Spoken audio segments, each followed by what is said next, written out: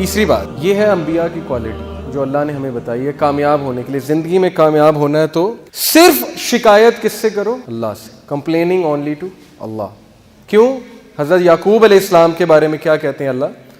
He said, اس نے کہا I only complain of my grief and sorrow to Allah. میں اپنا گریف، اپنا غم صرف کس سے شیئر کرتا ہوں؟ اللہ سے. ڈھنڈورا نہیں پیٹا انہوں نے باہر جا کے. لیکن سکسیسفل لوگ جو ہیں وہ کوشش کرتے ہیں کہ اپنے سارے غم اللہ سے شیئر کریں، کیونکہ انہیں پتہ ہے کہ میرا غم یا میری مشکل کون ہٹا سکتا ہے؟ صرف اللہ ہی ہٹا سکتا ہے. اب فائدہ کیا ہے اللہ سے غم شیئر کرنے کا؟ فائدہ یہ ہے جی کہ ایک تو آپ کا مسئلہ حل ہو جائے گا، دوسرا یہ کہ اگر مسئلہ حل نہیں ہوتا تو اللہ آپ کو ایسی قوت دے دیں گے کہ اب آپ اس مشکل سے مقابلہ کر سکیں. انسانوں سے غم شیئر کرنے کے نقصانات کیا ہیں؟ کل کو وہ آپ کو تانا دیں گے یا کل کو آپ کو کہیں گے یہ دیکھو ہر وقت جو ہے غم لائے پھرتا ہے میرے پاس. جبکہ اللہ ایک ایسے بادشاہ ہیں، آپ بادشاہ کے پاس جائیں نا، کسی دنیاوی بادشاہ کے پاس، اور اسے کہیں جی میں نے آپ سے بات شیئر کرنی، کہے گا اچھا چلو کرو. اگلے دن جائیں گے وہ پھر سنے گا، تیسرے دن جائیں گے پھر سنے گا، چوتھے دن کہے گا یار تم ڈیلی آ جاتے ہو میرے پاس یہ بات لے کے، نکل جاؤ یہاں سے. لیکن اللہ جو ہے وہ واحد بادشاہ ہیں اس کائنات کے جو ناراض ہوتے ہیں اگر بندہ ان کے پاس نہ آئے. تو گناہ گار بندہ جب اللہ کے پاس جاتا ہے تو اللہ کو بہت خوشی ہوتی ہے.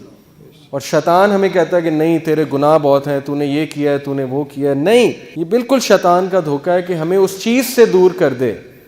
سورس آف پیس، السلام اللہ کا ایک نام ہے، ایک ایٹریبیوٹ ہے. السلام کا کیا مطلب ہے؟ گیور آف سیکورٹی، سیکورٹی دینے والا، تحفظ دینے والا.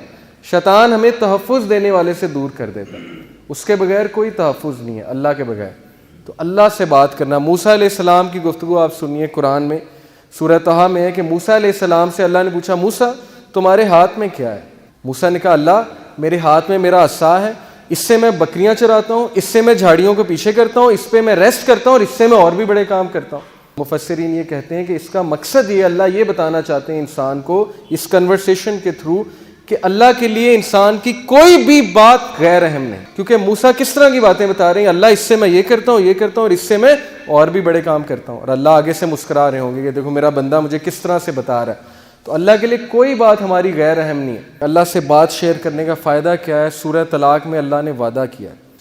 اللہ نے کہا کہ جو کوئی بھی میرا تقوی اختیار کرتا ہے، تقوی سے مراد ہے کہ مجھے پہچانتا ہے اور میرے پاس آتا ہے اور میرا کہنا مانتا ہے، اللہ اس کے لیے ایک ایسا راستہ نکال دیں گے ہر مشکل سے نکلنے کے لیے کہ وہ سوچ بھی نہیں سکتا. اور اس کی تفسیر حدیث میں آتی ہے کہ جو شخص استغفار کو لازم پکڑ لیتا ہے اللہ اس کو ہر مشکل سے نکال دیتے ہیں. پھر اللہ کہتے ہیں کہ اسے ہم ایسی جگہ سے دیں گے رزق کہ وہ سوچ بھی نہیں سکتا. یہ سورہ طلاق میں وعدہ ہے اللہ کا کہ ایک ہم اسے مشکل سے نکال دیں گے، دوسرا ہم اسے ایسی جگہ سے رزق دیں گے کہ وہ سوچ بھی نہیں سکتا. یعنی اللہ کی جو فورسز ہیں نا، اللہ کی جو فوجیں ہیں، اس کا ہم اندازہ بھی نہیں لگا سکتے.